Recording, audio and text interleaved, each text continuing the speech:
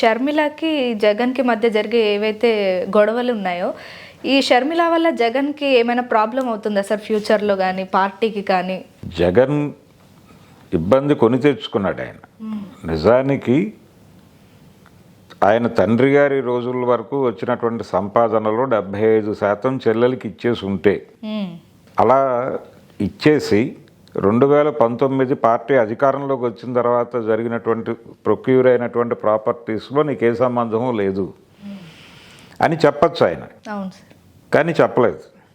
దానికి రకరకాల లింకులు చెప్తున్నాడు ఆయన. అటాచ్డ్లో అంటే వాళ్ళ ప్రాపర్టీస్ కొన్ని అటాచ్మెంట్లో ఉన్నాయి, వాస్తవమే.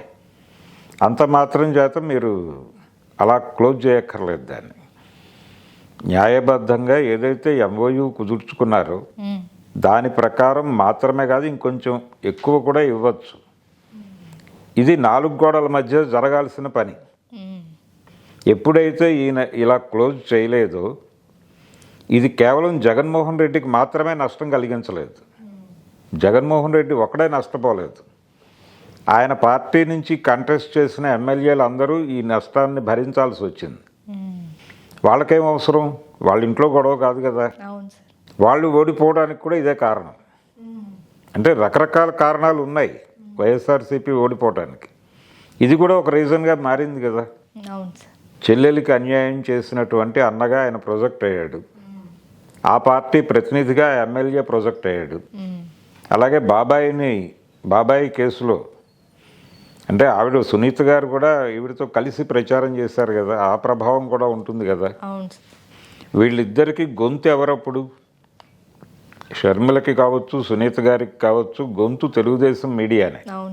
అంటే చంద్రబాబు నాయుడు గారు జగన్ని పదవి నుంచి దించడానికి చాలా స్కీమ్ చేశాడు. ఆ స్కీమ్లో కాంగ్రెస్ పార్టీని కూడా ఆయనే లీడ్ చేశాడు, ఆయనే నడిపించాడు. కాంగ్రెస్ పార్టీకి కూడా గొంతు వీళ్ళే, టీడీపీ మీడియానే. కాబట్టి ఒక రకంగా 2 కంపార్ట్మెంట్ల ట్రైన్కి ఇంజన్గా నడిచాడు ఆయన. అంటే ఒక కంపార్ట్మెంట్లో జనసేన, బీజేపీ, తెలుగుదేశం, ఇంకో కంపార్ట్మెంట్లో కాంగ్రెస్, లెఫ్ట్. ఈ 2 కంపార్ట్మెంట్లకి ఇంజన్, థింక్ ట్యాంక్ ఆయన చంద్రబాబు. అలా నడిచింది మొన్న ఎన్నికల సమయంలో ఆంధ్ర రాజకీయం. కాబట్టి ఈ నష్టానికి జగన్ నైతిక బాధ్యత వహించాలి. అంటే ఇంత ఆర్గనైజ్ చంద్రబాబు చేయటానికి అవకాశం కల్పించిన వాడు జగన్మోహన్ రెడ్డి. తన ఇంట్లో సమస్యని తను పరిష్కరించుకుని ఉంటే కొంతమంది ఎమ్మెల్యేలు గెలిచి ఉండేవాళ్ళు ఈ గొడవ లేకపోతే.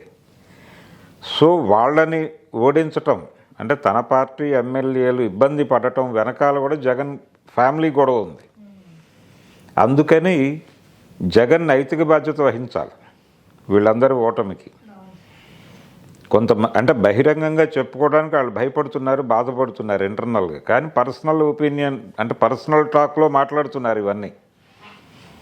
ఎవరితోనైనా పర్సనల్ టాక్లో ఓపెన్ అయితే మా నాయకుడు ఆ ఇంటి సమస్యని సెటిల్ చేసుకోకపోవడం వలన కదా మా జీవితాలు ఎలా అయిపోయినాయని చెప్తున్నారు వాళ్ళు. కాబట్టి షర్మిల ప్రమాదకరమే ఆయనకి. షర్మిలతో వ్యవహారం క్లీన్గా సెటిల్ చేసుకోవచ్చు. అది సెటిల్ చేసుకోనంతకాలం ఇది నడుస్తూనే ఉంటుంది.